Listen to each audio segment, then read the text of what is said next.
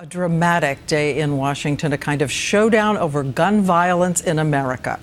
It began with a surprise appearance by Gabby Giffords, who made a plea for a nation awash in guns to do something. ABC's chief White House correspondent Jonathan Karl tells us what happened. You wouldn't know it by watching the way she arrived on Capitol Hill today, but it was just 2 years ago that a bullet shattered Gabby Giffords' skull. Too many children are dying. Too many children. They were the very first words Giffords has spoken before Congress since she was shot. She used them to implore her former colleagues to act against gun violence. It will be hard, but the time is now. You must act. Be bold, be courageous.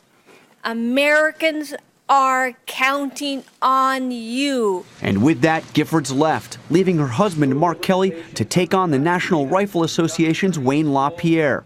Kelly argued for better background checks for all gun sales. My wife would not be sitting in this seat. She would not have been sitting here today if we had stronger background checks. My problem with background checks is you're never going to get criminals to go through universal background checks. And Kelly said if the man who shot his wife had been limited to an ammunition clip with just 10 bullets, a little girl killed that day might still be alive today. The first bullet went into Gabby's head.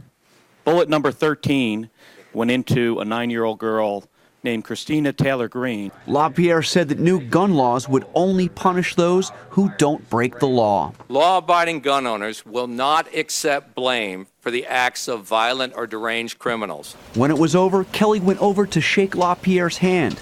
The two had only agreed on one thing, the need for stronger measures to keep guns out of the hands of the mentally ill. But as Giffords and Kelly told Diane Sawyer earlier this month, they are hoping for more common ground than just that. So it is the common sense consensus you're going for. We are, and I think most gun owners are in the same camp with us. When it can happen to children in a classroom, it's time to say Enough.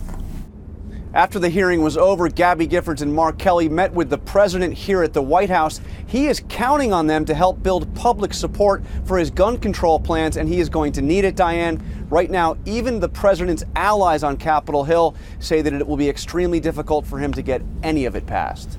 Okay, John, and as you well know, there are two facts driving those hearings today. 30 Americans die from gun violence in this country every single day, and nearly 23,000 have died in the past 2 years alone.